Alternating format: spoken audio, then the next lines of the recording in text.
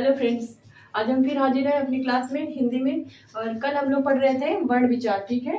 व्याकरण, हिंदी व्याकरण का हम लोग कल परसों आधार पढ़े थे। कल उस सिलेबस के बाद हम लोग कल व्याकरण का जो बेसिक है उसको जाने। अभी हम लोग वर्णमाला वर्ण विचार पढ़ रहे हैं। वर्णमाला का एक टॉपिक हो गया है कल का। जैसे कि वर्ण वर्ण विचार के दो भाग हम लोग पढ़ चुके हैं, स्वर और व्यंजन, ठीक है। वर्ण विचार में स्वर वर्णमाला कल हम स्वर वर्ण हम लोग कल पढ़ चुके हैं। आज हम लोग व्यंजन वाला भाग पढ़ रहे हैं। जैसे वर्णमाला का वर्ण व्यंजन, ये जो है इसके बारे में आज हम लोग पढ़ेंगे। इसके भी इसका डिटेल जो है विस्तार से वो पढ़ेंगे। आइए देखते हैं क्या है। ये वे वर्ण है जो स्वयं में पूर्ण नहीं होते हैं, ठीक है। इस चीज को, इस लाइन को आप लोग ध्यान दीजिएगा कि ये वे वर्ण है जो अपने आप में पूर्ण नहीं होते हैं, ठीक है। और क्योंकि ये व्यंजन पे आधारित होते हैं, आश्रित होते हैं। यूं कह लीजिए कि ये व्यंजन जो है वो स्वर से मिल के ही पूर्ण होता है, ठीक है। आइए देखते हैं कि व्यंजन, वर्ण व्यंजन ये वे वर्ण है जो स्वयं में पूर्ण नहीं होते हैं, ठीक है। अभी तो ये उच्चारण की पूर्णता के लिए स्वर पर आश्रित होते हैं, ठीक है। बिना स्वर के व्यंजन नहीं बन सकता। जैसे मान लीजिए क है, क में बन छुपा होता है, ठीक है। क में अ छुपा होता है।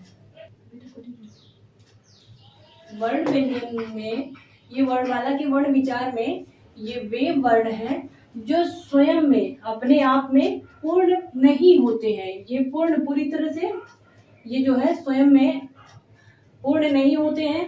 अभी तो ये उच्चारण की पूर्णता जो हम बोलते हैं उसकी जो पूर्णता है के लिए स्वयं ये स्वर पर आश्रित होते हैं, ठीक है, निर्भर होते हैं। बिना स्वर के व्यंजन हम लोग उच्चारित ही नहीं कर पाएंगे। बोल के देख लीजिए। मान लीजिए हम क बोल रहे हैं तो क में अ छुपा होता है, ठीक है।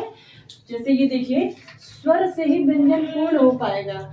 ये लाइन कहने का यही मतलब है मेरा कि स्वर पर आश्रित होते हैं या बिना स्वर के व्यंजन को हम उच्चारित कर ही नहीं सकते। ये स्वर पर ही निर्भर होते हैं, ठीक है। समझ में आई बात। आइए देखते हैं अगली लाइन। इनकी संख्या सामान्यतः 37 होती है, ठीक है। इन्हें 4 वर्गों में विभक्त किया जाता है, ठीक है। आइए, ठीक है। स्वर पर आश्रित होते हैं कौन? व्यंजन, ठीक है। इनकी संख्या सामान्यतः, व्यंजन जो है इनकी संख्या सामान्यतः 37 होती है। व्यंजन की संख्या सामान्यतः 37 होती है।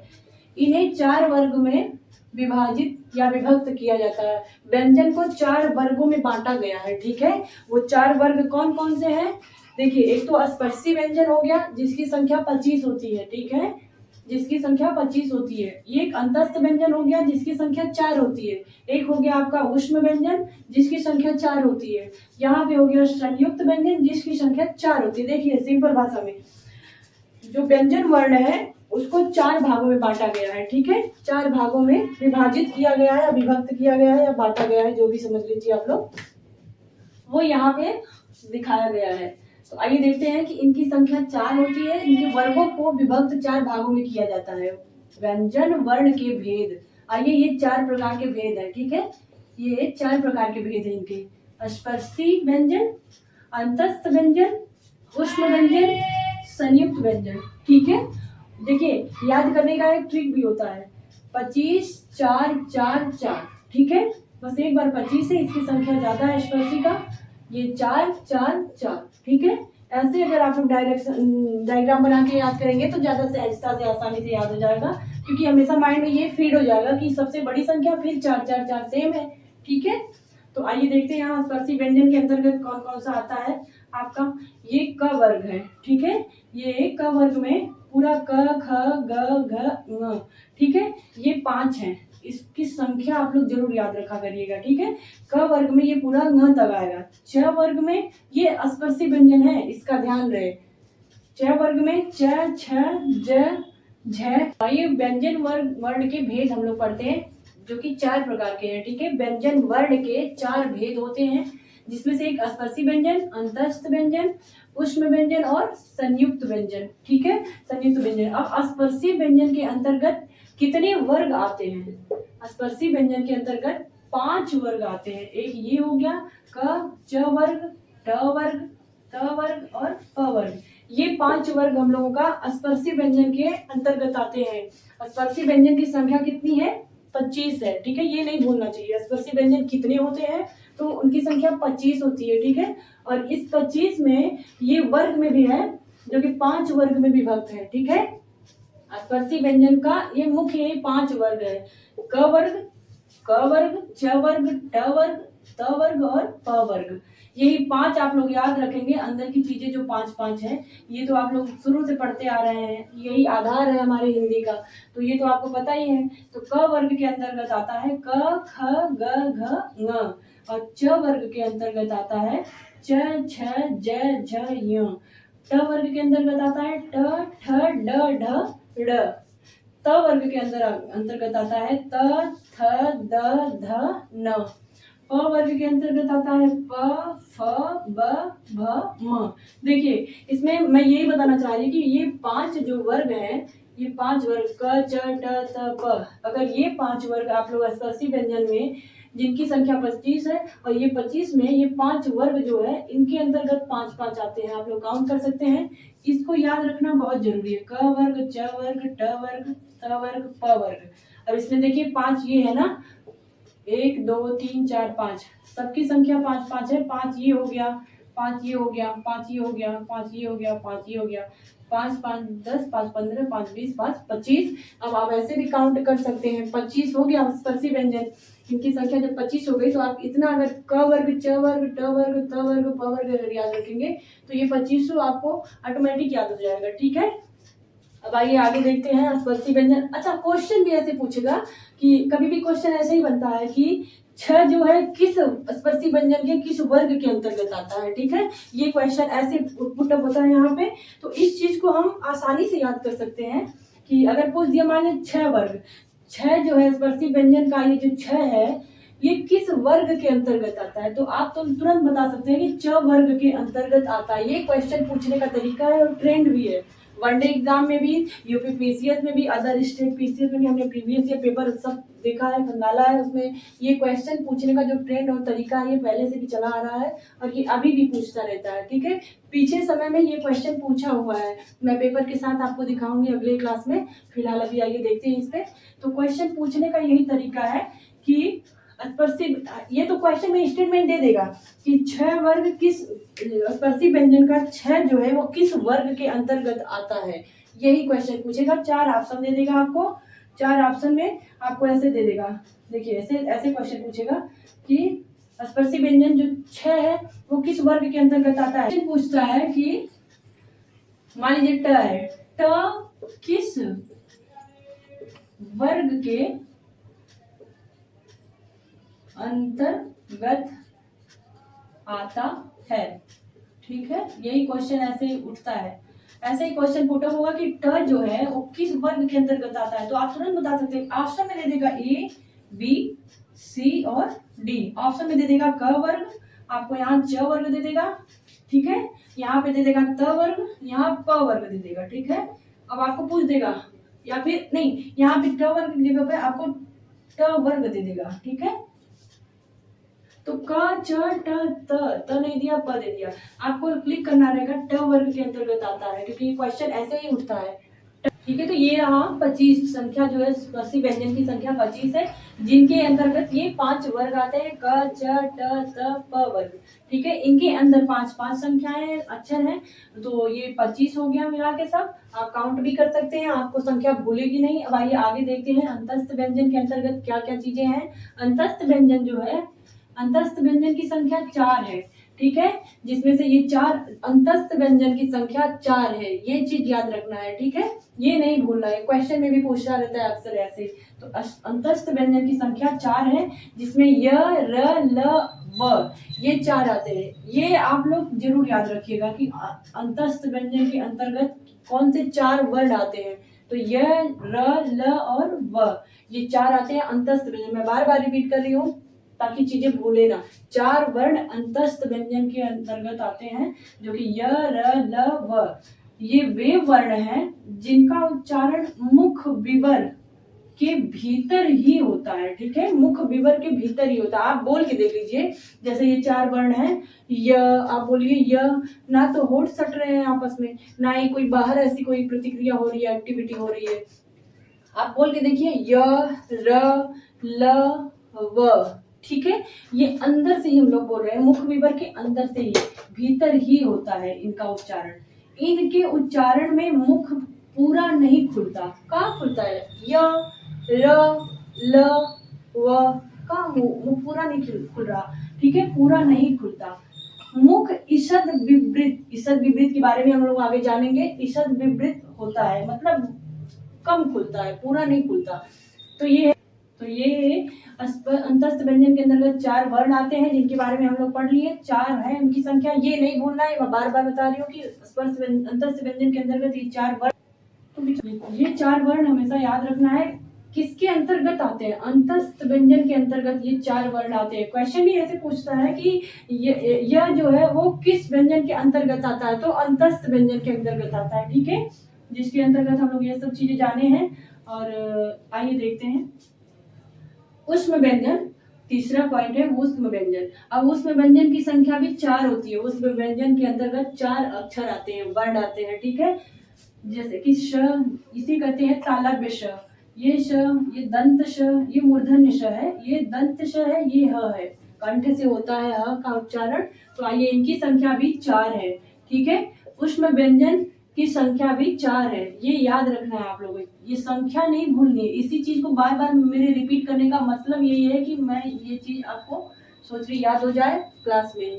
तो ऊष्म व्यंजन की संख्या 4 है, जिसके अंतर्गत तालव्य श, मूर्धन्य श और दंत श और कंठ से उच्चरित होने वाला ये ह है, ठीक है। आइए इसमें देखते हैं, इन वर्णों के उच्चारण के दौरान मुख विवर से गर्म श्वास निकलती है, घर्षण टाइप में होता है। तो ये चीजें ये कह रहा है ये टॉपिक कि ऊष्म व्यंजन की संख्या 4 है, जिसके अंदर ये आते हैं तालव्य श, मूर्धन्य श, दंत श और कंठ से उच्चारित होने वाला वर्ण ह, ये 4 आते हैं, जिनमें कहा गया है कि इन वर्णों के उच्चारण के दौरान मुख विवर से गर्म श्वास निकलती है, अतः ऊष्म वर्ण कहलाती है, ठीक है। ऊष्म से ही आप लोगों को समझ में आ रहा होगा कि बोलने के टाइम थोड़ा सा संघर्ष करना पड़ता है। इन्हें संघर्षी वर्ण भी कहते हैं। देखिए ये शब्द आ गया ना, इन्हें संघर्षी वर्ण भी कहते हैं। तो ये रहा हम लोगों का ऊष्म व्यंजन की संख्या 4 और उनके अंतर्गत ये 4 वर्ण आते हैं, उनमें ये स्टेटमेंट है। इन्हें संघर्ष, कभी कभी क्वेश्चन पूछेगा कि ऊष्म व्यंजन को और किस नाम से जानते हैं, तो उसमें ये ऑप्शन दिया रहेगा संघर्षी वर्ण, ठीक है, संघर्षी वर्ण के नाम से भी जानते हैं इसको। अब आइए आगे देखते हैं संयुक्त व्यंजन। संयुक्त व्यंजन की संख्या भी 4 ही है। देखिए 25 4 4 4, आपको ऐसे ही याद करना रहेगा, 25 4 4 4, ठीक है। ये चीज आपको हमेशा हम इसीलिए रिपीट कर रहे हैं ताकि ये भूले ना, क्योंकि अक्सर ये पूछता ही रहता है क्वेश्चन, हर एक एग्जाम में पूछता है, हर एक साल पूछता है। आपको प्रीवियस ईयर पेपर के साथ में दिखाऊंगी अगली क्लास में कि ये क्वेश्चन कैसे यहाँ से पुटअप होता है। आइए देखिए संयुक्त व्यंजन में क्या है। संयुक्त व्यंजन में इनकी संख्या भी 4 है। इनके अंतर्गत आते हैं छत्री वाला छ, त्र, ज्ञ और स्र, ठीक है। ये 4 जो है ये संयुक्त व्यंजन, थोड़ा सा बड़ा भी है ना कहने में, छत्री वाला छ, फिर त्र, ज्ञ और स्र, ये संयुक्त। संयुक्त मतलब होता है मिला हुआ, ठीक है, 2 के मिलने से ही संयुक्त रूप से ये शब्दों का, ये अक्षरों का निर्माण हुआ है। तो आइए देखते हैं, इनमें 2 वर्ण या अक्षर मिले होते हैं। देखिए साफ लिखा हुआ है, इनमें 2 वर्ण या अक्षर मिले होते हैं। क जमा मूर्धन्य ष बराबर छत्री वाला छ, ठीक है। ये जो इतना तो आप लोगों को क्लियर हो गया है कि संयुक्त व्यंजन में 4 वर्ण होते हैं, जिनके अंतर्गत छत्री वाला छ, त्र, ज्ञ और श्र। देख लीजिए, और ये जो छत्री वाला छ है वहां हम लिखे हैं, साथ दिखाई नहीं दे रहा होगा साफ आप लोगों को, मैं यहाँ लिख दे रही। छत्री वाला जो छ है ये बना कैसे है? देखिए संयुक्त नाम ही है, 2 के मिलने से बना है, 2 वर्ण या अक्षर के मिलने से ही छत्री वाला छ का निर्माण हुआ है। तो आइए देखते हैं कि किस 2 अक्षरों से मिलके ये बना है छत्री वाला छ, ठीक है। देखिए एक तो हो गया आपका 2 वर्णों में ये एक क, हलंत यहाँ जरूर रहेगा, ये जो धन का निशान है इसको प्लस या धन नहीं कहते हैं क्योंकि वो अशुद्ध होता है। यहाँ पे इसको जमा कहते हैं, ठीक है। क जमा मूर्धन्य स, ठीक है। क जमा मूर्धन्य स, मूर्धन्य स और क मिल के बनते हैं छतरी वाला छ आपका, ठीक है। अब आइए देखते हैं कि यहीं पे त्र है, ठीक है। ये जो त्र है ये कैसे बनता है, किन दो वर्णों के मिलने से त्र का व्युत्पत्ति हुई है। तो ये त्र जो है त हलंत जमा र, ठीक है। त हलंत जमा र बराबर त्र बना है, ठीक है। अब आइए देखते हैं कि आप लोगों को दिखाई दे रहा है। अब आइए देखते हैं आप लोगों को दिखाई दे रहा होगा, नीचे मैं लिख रही हूँ, ठीक है। आइए देखते हैं छ जो है क हलंत जमा मूर्धन्य स से मिल के बना है, ठीक है। तो क हलंत लगने का मतलब है कि क आधा है, पूरा क नहीं है। हलंत का मतलब ये है कि ये आधा है, आधा क जमा मूर्धन्य स, मूर्धन्य स के नीचे हलंत नहीं है, ये इसका मतलब ये पूर्ण है, अपने आप में पूरा है, ठीक है। आधा क और मूर्धन्य स पूरा मिलके छतरी वाला छ। ये हलंत का मामला बड़ा आता है क्योंकि आपको एग्जाम में पूछ देता है कि छतरी वाले छ का संयुक्त व्यंजन का आपको विस्तार पूछेगा कि किन दो वर्णों से मिलके बना हुआ है, ठीक है। तो आधा का और पूरा मूर्धन्य श मिलके छतरी वाला छ का निर्माण होता है। ये हलंत का मतलब ये होता है कि ये अक्षर जो है पूर्ण नहीं है, अपने आप में आधा है। अब आइए त्र में त जो है त हलंत है क्योंकि ये आधा है, आधा त और पूरा र मिलके बनता है त्र। त हलंत जरूर याद रहे नीचे, ठीक है। अब ज्ञ में ज आधा रहेगा जमा य, ठीक है। च वर्ग का य पूरा और ज जो है आधा रहेगा, ये दोनों मिलके ज्ञ का निर्माण किए हैं, ठीक है। अब ये रह गया आपका एक लास्ट में स्र है, स्र में यहाँ लिख दे रही, ये स्र कैसे बना है, ये स्र आपका उत्पन्न हुआ है दंत श जो कि आधा है जमा र, ये छ त्र और ज्ञ। अब एक लास्ट रह गया संयुक्त व्यंजन में वर्ण स्र की उत्पत्ति कैसे हुई है, ये तालव्य श जिसे हम लोग बड़ा स कहते हैं, अपने बोलचाल की भाषा में बड़ा स बोलते हैं, लेकिन उसको शुद्ध व्याकरण की भाषा में शुद्ध उच्चारण उसका तालव्य श होता है, ठीक है। तो तालव्य स जो है हलंत के साथ है तो वो आधा तालव्य श हुआ और ये र पूरा है तो पूरा र, ठीक है। तालव्य स आधा और पूरा र मिलके स्र का उत्पत्ति किए हैं, ठीक है। स्र, तो ये हमारा चार जो है संयुक्त व्यंजन हो गया, छ त्र ज्ञ और स्र, ठीक है। हलंत के साथ का है आधा का और यहाँ पे मूर्धन्य श मिलके आपका छतरी वाला छ का निर्माण हुआ। त्र जो है त हलंत के साथ है तो आधा त जमा आर, सॉरी जमा र बराबर त्र। अब आपका ज्ञ रह गया, ज्ञ में क्या है, ज हलंत के साथ है, ये ज्ञ जो है ज हलंत के साथ है तो आधा ज प्लस को जमा कहते हैं, ठीक है। संस्कृत की भाषा में ये जो धन है, आप संधि पढ़ेंगे, हम संधि में आपको विस्तार से बताएंगे। ये जो आप लोग धन और प्लस बोलते हैं, ये धन या प्लस नहीं यहाँ यूज करेंगे क्योंकि हम हिंदी व्याकरण पढ़ रहे हैं और संस्कृत में भी इसको जमा के नाम से ही जानते हैं।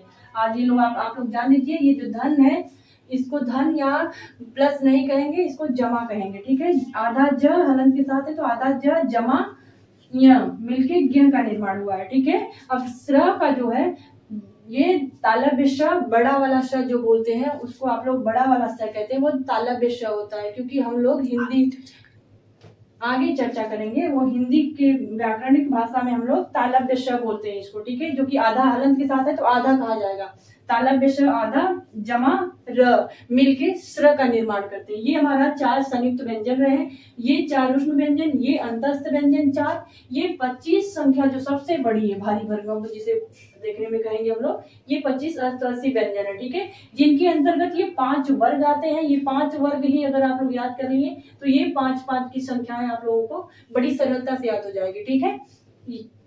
और ये जो है इन वर्णों के उच्चारण के दौरान जिह्वा मुख विवर के भीतर विभिन्न ध्वनि अवयवों को स्पर्श करती है, इसलिए इन्हें स्पर्श वर्ण कहा जाता है, ठीक है। इसलिए इन्हें स्पर्श वर्ण कहा जाता है जिसकी संख्या 25 है।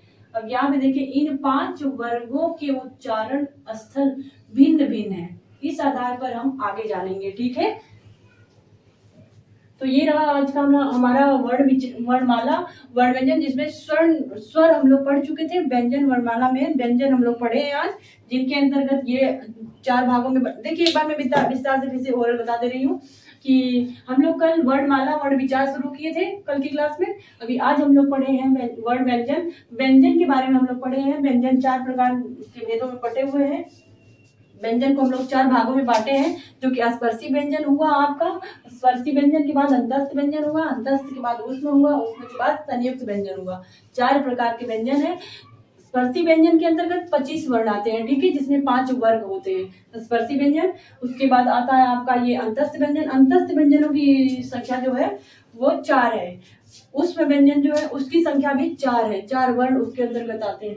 अब आते हैं संयुक्त व्यंजन। संयुक्त व्यंजन की भी संख्या 4 है, ठीक है। 25 4 4 4, ये आपको याद रखना, कहीं लिख के इसको मार्क करके रख लीजिएगा ताकि भूले ना, ठीक है। ये रहा हमारा आज का, और आगे बढ़ते हैं। अब व्यंजन वर्ण के भेद के बाद हम लोग आगे बढ़ते हैं। आइए देखते हैं, कंठ तालव्य के बारे में जानते हैं। ओष्ठ और मूर्धन्य, ये सब के बारे में हम आपको विस्तार से भी बताते हैं। आइए जल्दी देखते हैं। वर्ण विचार में व्यंजन वर्ण के बाद हम लोग ये वाली टॉपिक पढ़ने जा रहे हैं। इसे कट कर दें। अब आइए हम लोग देखते हैं वर्ण विचार, जो व्यंजन के बारे में हम लोग पढ़े थे, जिसमें स्पर्शी व्यंजन, संयुक्त व्यंजन और ये क्या बोलते हैं ऊष्म व्यंजन, अंतस्थ व्यंजन, इसके बारे में हम लोग चर्चा किए हैं। अब आइए देखते हैं कि अगली पॉइंट क्या है। ये जो हम लोग कहे थे, आपसे चर्चा किए थे हम कि जो 5 वर्ग था, ठीक है, व्यंजन वर्ण में जो 5 वर्ग था, ये 5 वर्ग जो कि क च ट त और प, 5 वर्ग के बारे में हम लोग आगे जानने जा रहे हैं। तो आइए देखते हैं कि 5 वर्ग जो है, क वर्ग, च वर्ग और ट वर्ग, त वर्ग और प वर्ग, इसके अंतर्गत जो 5 अक्षर आते हैं, जैसे क वर्ग के अंदर क ख ग घ ङ, इस तरह से नीचे भी जो संख्याएं चली आ रही हैं सीरीज नंबर से, उसको आप लोग कंठस्थ कर लीजिएगा, ठीक है। तो क वर्ग को हम लोग कंठ कहते हैं, ठीक है, ये गले से उच्चरित होता है। क वर्ग जो है उसके अंतर्गत 5 जो अक्षर आते हैं, वर्ण आते हैं, वो 5 अक्षर कंठ से हम लोग उच्चरित, उसका उच्चारण कंठ से करते हैं। बार बार बोल रही हूँ इसीलिए कि ये हमेशा याद रहे कि क वर्ग के अंतर्गत जो अक्षर जो वर्ण आते हैं, वर्ण को अक्षर भी कहते हैं, तो वर्ण या अक्षर आते हैं उसको कंठ कहते हैं, ठीक है। क वर्ग कंठ है। च वर्ग को तालव्य कहते हैं। च वर्ग, देखिए स्पर्शी व्यंजन में जो च है, च वर्ग के अंतर्गत जो 5 अक्षर या लेटर या फिर वर्ण आते हैं, च छ ज झ ञ, ये 5 जो हैं वो तालव्य कहे जाते हैं। तालु से, इसका उच्चारण तालु से होता है, ठीक है। तो च वर्ग के अंतर्गत आने वाले जो वर्ण है वो तालव्य कहे जाते हैं। अब ट वर्ग है, ट वर्ग के अंतर्गत जो आते हैं इन्हें मूर्धन्य कहते हैं, ठीक है। ट वर्ग के अंतर्गत मूर्धन्य आते हैं, जैसे कि ट ठ ड ढ ड़, ठीक है, ये मूर्धन्य है। आइए देखते हैं त वर्ग। त वर्ग को दंत कहा जाता है। त वर्ग के अंतर्गत 5 आते हैं। अच्छा, ठीक है।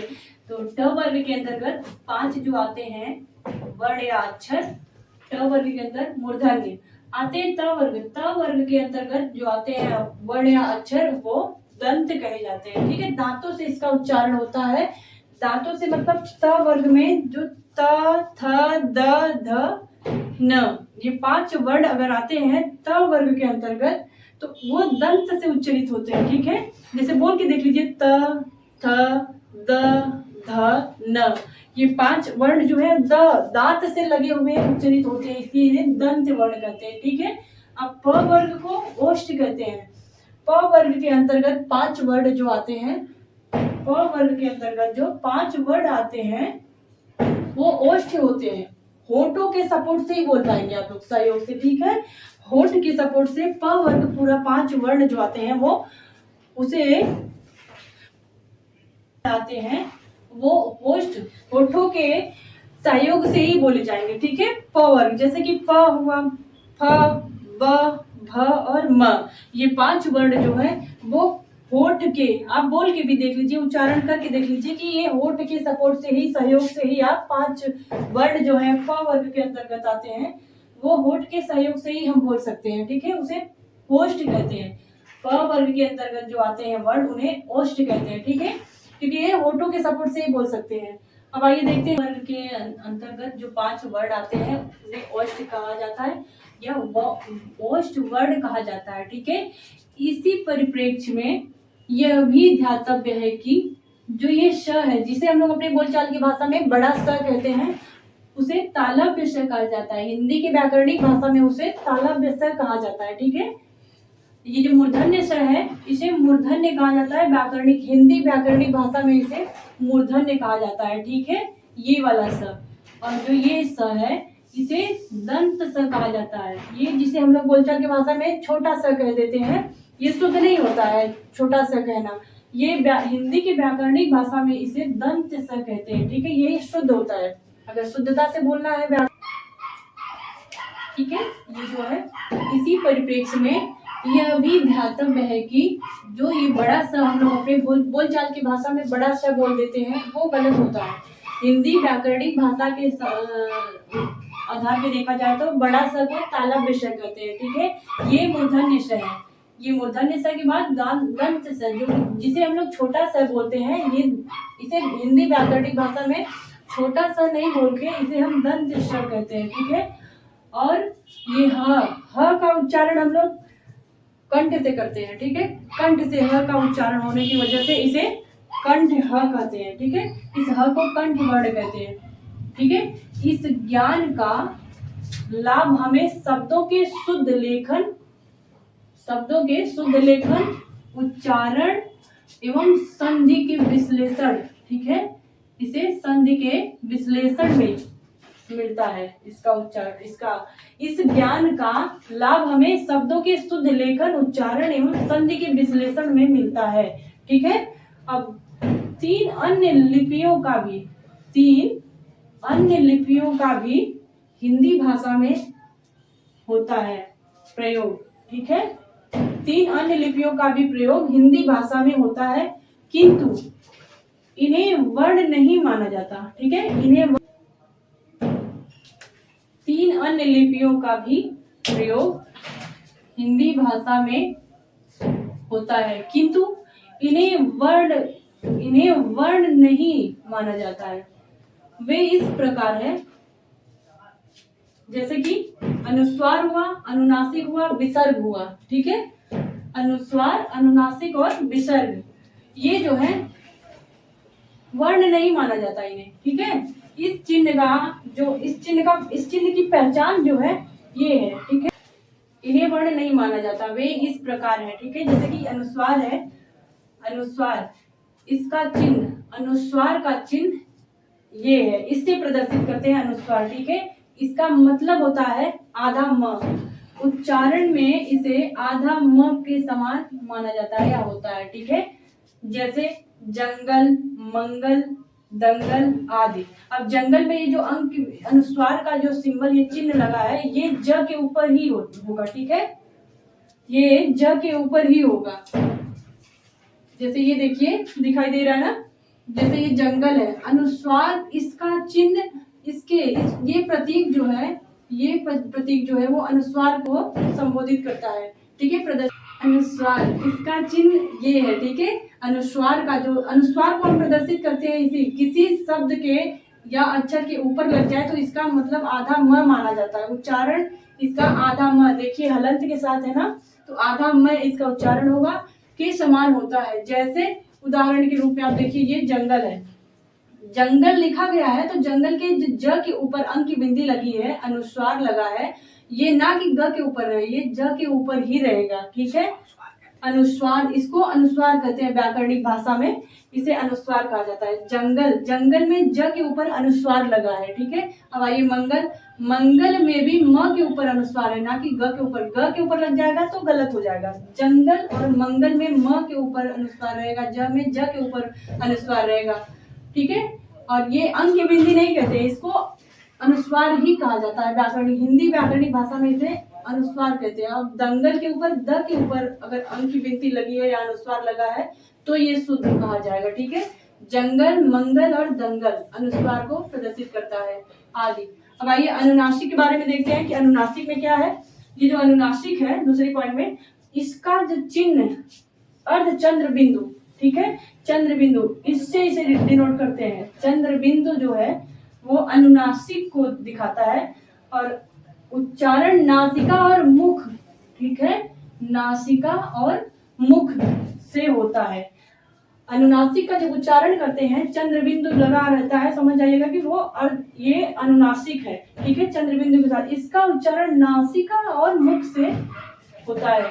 जैसे चांद, चांद में चांद के ये जो शब्द है चांद, चा के ऊपर अगर चंद्र बिंदु लगा है तो इस चंद्र बिंदु का मतलब होता है कि अनुनासिक, अनुनासिका, ये अनुनासिका से संबंधित है ये। और ये चंद्र बिंदु जो है चा के ऊपर ही रहना चाहिए। जैसे हंसना, हंसना में ह के ऊपर चंद्र बिंदु लगा है, ठीक है, अनुनासिक को दर्शाता है। खांड, खांड मतलब होता है जो हमारे गांव घर में होता है गुड़, जो प्यूरिफाई नहीं होता है, जो रिफाइन नहीं होता है ज्यादा, चीनी का ही, गुड़ का ही एक रूप है ये, जिसे हम लोग चीनी कह सकते हैं। गुड़ का जो लिक्विड फॉर्म होता है, पतला होता है, उसी को खांड कहा जाता है। ठीक है, ऊंचाई में भी देखिए ऊ के ऊपर चंद्र बिंदु लगा है, ठीक है, आदि। अब आइए विसर्ग के बारे में जानते हैं।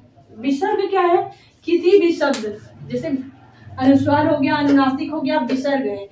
जो विसर्ग है इसको कैसे पहचानेंगे? इसका जो चिन्ह है ये इस रूप में रहता है, ठीक है, ये विसर्ग का चिन्ह है। ये जो सिंबल है विसर्ग को प्रदर्शित करता है, किसी भी शब्द के बाद लगता है एकदम, ठीक है। विसर्ग उच्चारण ह के समान होता है, इसका हम लोग उच्चारण, विसर्ग का उच्चारण ह के समान करते हैं। देखिए ये ह है, ये डबल बिंदु है, ये विसर्ग को दर्शाता है। इसका जब भी उच्चारण करेंगे तो शब्द के बाद लगा रहेगा दो बिंदु, तो समझ जाएगा कि ये विसर्ग है। अतः, जैसे उदाहरण के तौर पे देखते हैं, अतः, छ, सनय, सनयः, मनः आदि, ठीक है। ये देख रहे हैं दो बिंदु, ये विसर्ग को दर्शाता है। इसका उच्चारण हमको करना पड़ता है, ये ह तभी शुद्ध होगा। जैसे अतः, अतः, अतः बोल रही हूँ ना, तो ये हमेशा शब्द के बाद में लिखा रहता है, शब्द के बाद में ही आएगा। अतः मतलब देख रहे हैं ना, चंद्र, ये विसर्ग छ में भी लगा है, सनय में भी लगा है। इसके पढ़ने का, इसके उच्चारण करने का जो तरीका है वो ह हम लोग बोलेंगे तभी ये शुद्ध कहा जाएगा, ठीक है। तो ये रहा हमारा अनुस्वार, अनुनासिक और विसर्ग। आज हम लोग हिंदी का ये टॉपिक कंप्लीट कर लिए हैं। अब इसके बाद हम लोग पूरा प्रैक्टिस करेंगे, प्रश्न उत्तर, और जो प्रीवियस ईयर पेपर में पूछा जाता है, क्वेश्चन पूछा गया है पिछले वर्षों में, कई वर्षों में, विगत वर्षों में पूछा गया प्रश्न जो है उसका भी मैं यहाँ पे प्रैक्टिस करवाऊंगी। और हर एक क्लास में जब एक टॉपिक पूरा होगा, एक चैप्टर पूरा होगा, तो उसका हम यहाँ पे आप लोगों को प्रैक्टिस भी करवाएंगे, क्वेश्चन और आंसर के साथ, उसका डिटेल पूरा विस्तार में व्याख्या के साथ, ठीक है। हर एक टॉपिक, हर एक चैप्टर का, उससे संबंधित जितने क्वेश्चन पूछे गए हैं पीछे समय में, चाहे वो यूपी में हो एग्जाम्स, चाहे बिहार में हो, झारखंड, उत्तराखंड, किसी भी राज्य स्तरीय परीक्षा में हो, जितनी बार पूछा गया वहाँ पे चर्चा की जाएगी। उसका विस्तार में हम उसका डिटेल भी बताएंगे व्याख्या के रूप में, और उस क्वेश्चन का हम डिटेल बताते हुए आपको हर एक टॉपिक का प्रैक्टिस भी करवाते चलेंगे, ताकि ये चीजें क्लियर रहे। एक टॉपिक का एक टॉपिक कंप्लीट हुई तो उसका हम लोग प्रश्न उत्तर भी उसी हिसाब से करते चलेंगे।